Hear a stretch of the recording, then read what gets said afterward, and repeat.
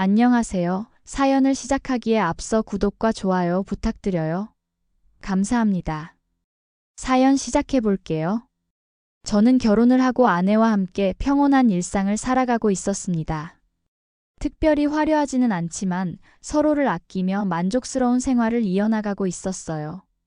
아내는 저와는 달리 능력 있고 똑똑한 사람이었지만 그런 차이를 느끼게 하지 않고 항상 따뜻하게 저를 대해주었습니다.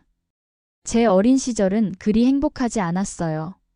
부모님이 이혼하시고 아버지와 함께 살았는데 늘 바쁘신 아버지 대신 저 혼자 집안일을 도맡아 하며 자랐습니다. 학교 성적도 좋지 않았고 항상 반에서 꼴찌를 맴돌았죠. 그래서인지 자신감도 없었고 스스로를 별 볼 일 없는 사람이라고 생각했어요. 그러던 어느 날 고등학교 때부터 절친했던 친구 현우에게 연락이 왔습니다. 오랜만에 만나자고 하더군요. 현우를 포함해 고등학교 때부터 친하게 지내던 5명이 있었는데 졸업 후에도 계속 연락하며 가끔씩 모임을 가졌어요. 이미 다들 결혼하고 아이까지 있었고 저만 조금 늦게 결혼한 편이었죠. 주말 저녁 우리는 동네 술집에서 만났습니다. 오랜만에 보는 친구들의 얼굴에 반가움이 가득했어요. 우리는 금세 학창시절로 돌아간 듯 술잔을 기울이며 추억을 나누었습니다.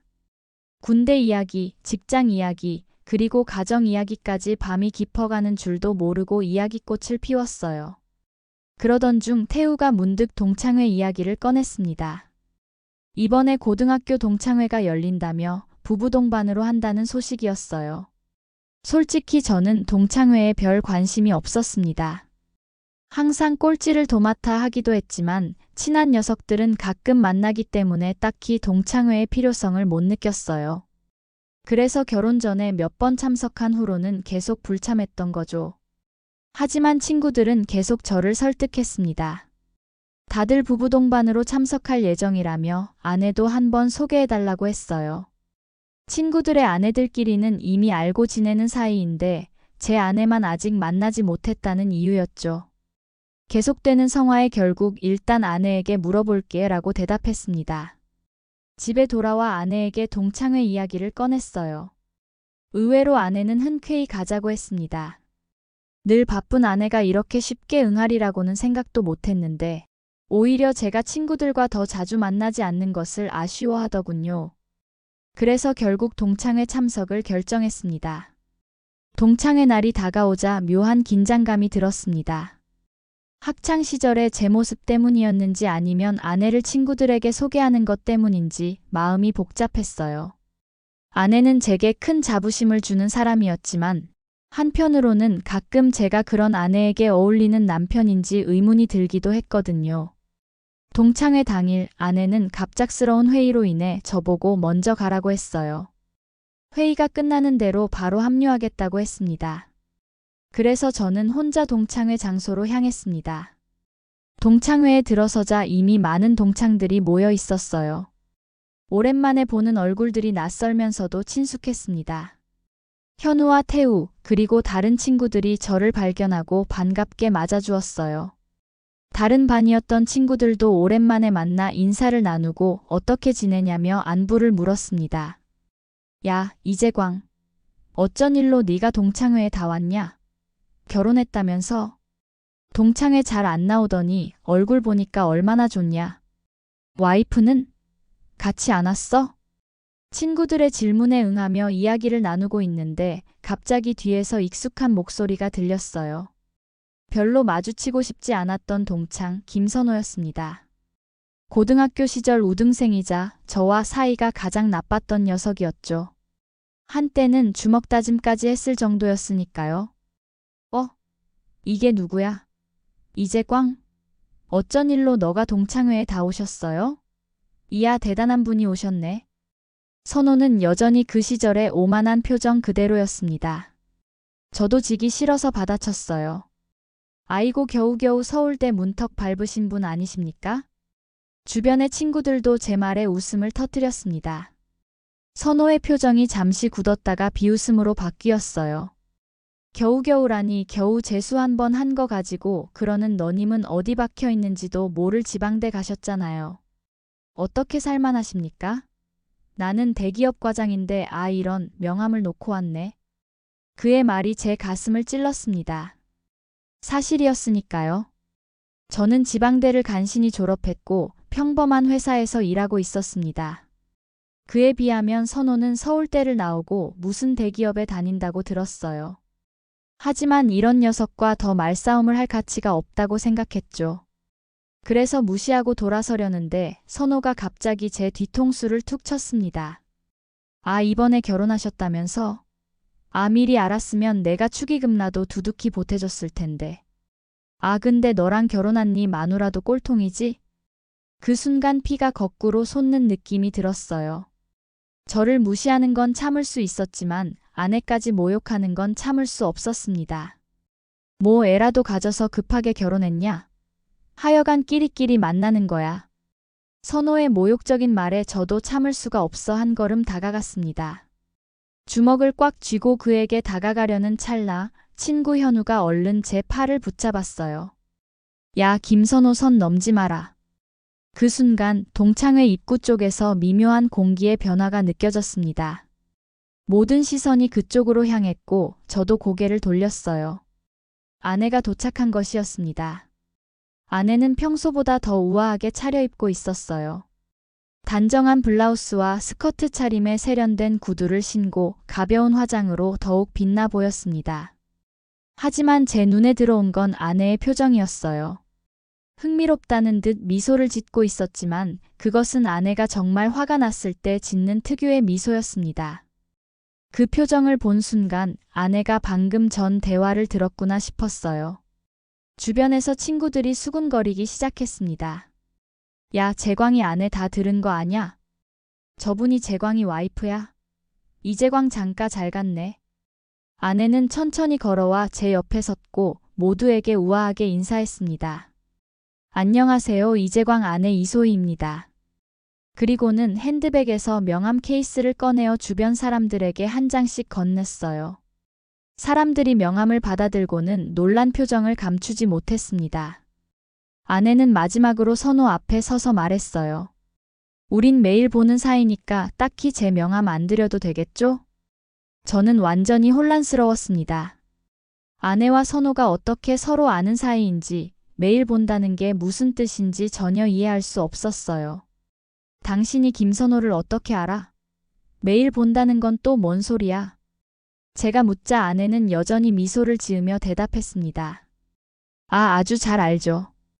김선호 사원, 직장 상사를 봤으면 인사를 해야죠. 안 합니까? 그 말에 주변에서 웃음과 탄성이 터져 나왔습니다. 친구들은 놀라움을 감추지 못했어요. 뭐야 그렇게 잘난 체 있는 채 혼자 다 하더니 재광이 아내 다니는 회사의 직원? 사원? 제 대기업 과장이라고 아까 막 자랑하던데 명함을 차에 놓고 왔다면서. 이어지는 친구들의 반응에 아내는 여전히 그 특유의 미소를 유지한 채 대답했습니다. 과장이요? 너무 과장하셨네. 저희 회사에서 갓 2개월 되신 사원이에요. 그 말이 끝나자마자 선호의 얼굴은 새빨개졌고 주변은 웃음바다가 되었어요. 선호는 더 이상 그 자리에 있을 수 없다는 듯 아무 말도 못한 채 도망가듯 자리를 떠났습니다. 그의 뒷모습이 사라지자 동창회 분위기는 완전히 바뀌었어요. 모두가 아내에게 관심을 보이며 질문을 쏟아냈습니다. 아내는 차분하게 모든 질문에 답하며 선호가 자신이 다니는 회사에 최근 입사한 신입사원일 뿐이라고 설명했어요.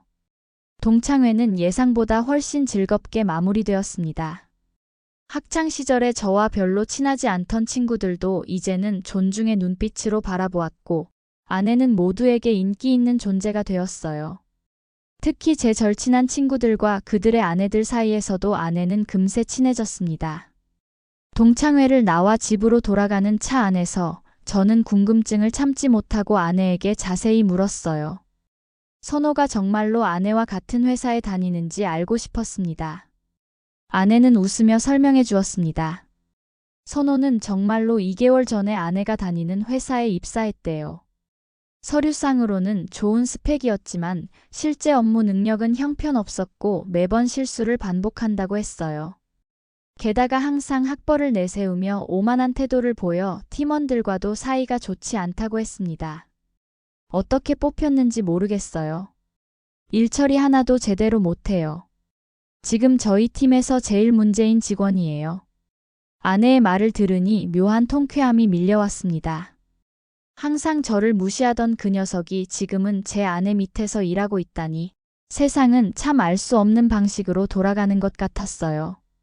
동창회 이후 며칠 뒤 친구들과 다시 만났을 때 그 이야기가 화제가 되었습니다. 우리는 선호가 도망가듯 사라진 모습을 회상하며 한참을 웃었어요. 야, 김선호 도망가는 꼴 봤냐? 진짜 웃겼다. 재광아, 너 진짜 인생 역전했다. 그러게, 고등학교 때는 항상 감선호가 너 무시했는데 이제는 내 와이프 밑에서 일한다니. 친구들의 말에 저도 웃음을 감출 수 없었습니다. 하지만 한편으로는 복잡한 감정이 들었어요.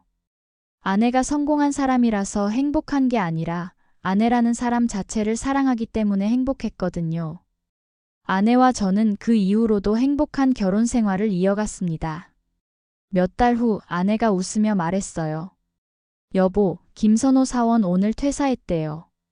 정말? 왜? 다른 회사로 이직한대요. 자기랑 맞지 않는다고. 아내는 선호를 특별히 괴롭히지는 않았다고 했지만 평소에 직원들이 선호의 행실을 못마땅해 해서 자연스럽게 냉담해졌다고 했어요. 결국 그는 견디지 못하고 회사를 떠났다고 했습니다. 이런 방식으로 과거의 상처가 치유될 줄은 예상하지 못했어요. 아내 덕분에 저는 더 이상 전교 꼴찌라는 라벨에 구애받지 않고 자신감을 가지고 살게 되었습니다. 그리고 무엇보다 외적인 성공이나 학벌보다 더 중요한 것이 있다는 것을 깨달았어요. 진정한 인격과 따뜻한 마음, 그리고 서로를 존중하고 사랑하는 관계가 바로 그것이었습니다. 아내에게 고마움을 표현했을 때 그녀는 의아한 표정으로 물었어요. 갑자기 왜요? 그냥. 나랑 결혼해줘서 너무 고마워. 아내는 따뜻하게 미소 지으며 제 손을 꼭 잡았습니다. 가끔 고등학교 앨범을 펼쳐보면 그때의 저와 선호의 모습이 보입니다. 사람은 변하기 마련이고 인생은 결코 한순간에 결정되지 않는다는 걸 새삼 깨닫게 됩니다. 동창회 사건 이후로 제 생활에도 작은 변화들이 생겼어요. 회사에서도 조금씩 자신감 있게 의견을 내기 시작했고 상사도 제 변화를 알아차렸는지 더 많은 책임을 맡기기 시작했습니다. 예전에는 항상 뒤로 물러서서 남들의 결정을 따르기만 했는데 이제는 제 목소리를 내는 법을 배우게 된 것 같아요. 어느 날은 회사 프로젝트 미팅에서 대담하게 새로운 아이디어를 제안했고 그게 실제로 채택되어 성공적인 결과를 이끌어내기도 했습니다. 팀장님이 저를 따로 불러 요즘 많이 달라졌네. 무슨 좋은 일 있어? 라고 물었을 때 저는 그저 웃으며 그냥 조금 자신감이 생겼어요 라고 대답했어요.